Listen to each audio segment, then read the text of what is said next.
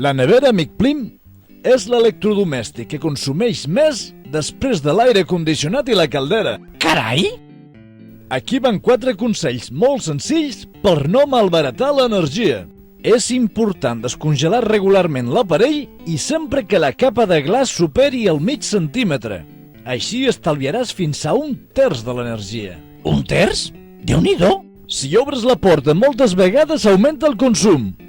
Pensa el que busques abans d'obrir. Mai posis aliments calents a dins, ni col·loquis la nevera a prop d'una font de calor com el forn, el microones o el sol directe. I per últim, compra una nevera d'acord amb les teves necessitats, ni massa gran ni massa petita. I no has d'oblidar que és millor un frigorífic que no utilitzi gas CFC, que destrueix la capa d'ozó. La nevera és un bon invent. No posis res que estigui calent. No obris molt la porta i descongela quan toca. Si actues correctament, serà bo per tu i també pel medi ambient. Fes-ho bé! No costa res.